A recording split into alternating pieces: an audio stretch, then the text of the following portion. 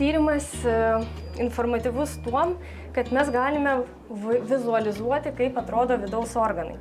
Tai pirmiausia, mes galim pasižiūrėti organų struktūras, konsistenciją, dydžius.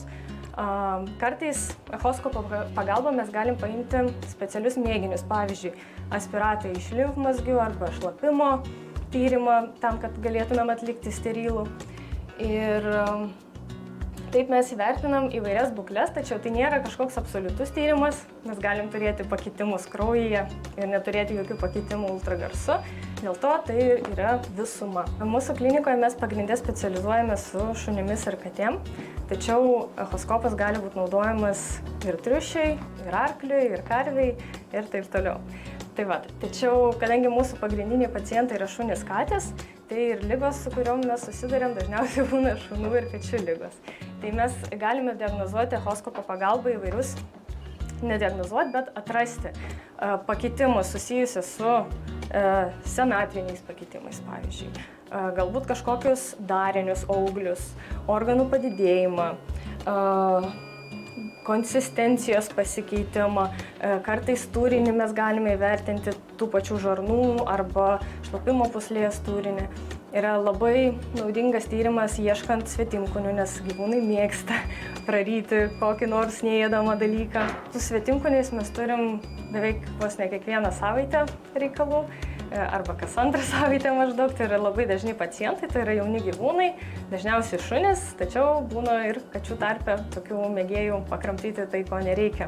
Ir dažnai gali būti atliekamas rentgenologinis tyrimas, ieškant svetimkūnių, tačiau vienas iš jautriausių tyrimų tai yra echoskopo, nes mes galime aptikti ir tą vietą, mes galime netgi kartais pamatyti tą svetimkūnį arba jo formą, tarkim, kamuoliukas koks nors.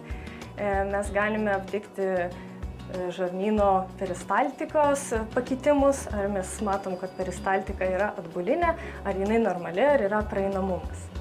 Ką, pavyzdžiui, prarijo tie gyvūnai, kokios būna tos situacijos? Labai skirtingai, nuo antkaklių iki gali būti ir akmenų. Ypač vyresnio amžiaus gyvūnams, ypač šunims.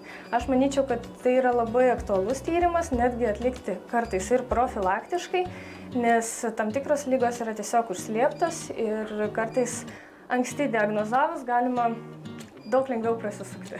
Pavyzdžiui, kalbant apie navikus, tai blužnies navikai. Jie jokios simptomatikos neturi, jokių pakitimų gali nebūti, gali kartais rodyti kraujas, bet irgi ne visada. Ir tiesiog pasitaiko tokiu atveju, kad gyvūną atveda, kad jis blogai jaučiasi, o mes echoskopu aptinkam didžiulį kamuolio dydžio naviką, kuris jau gali būti pratrūkęs, jau gali kraujuoti ir tada mes jau turim tokią ekstra situaciją.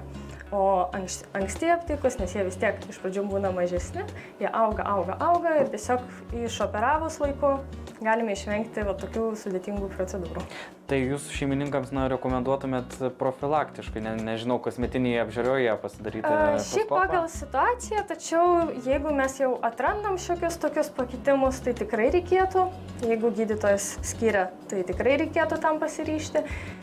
O didelių veislių, ypač šunų, tai rekomenduočiau, kad jau jeigu šuniukas yra vyresnis, dėl viso pikto, jeigu yra proga, tai galbūt ir pasidaryti echoskopiją ir vertinti, ar viskas ten tikrai gerai.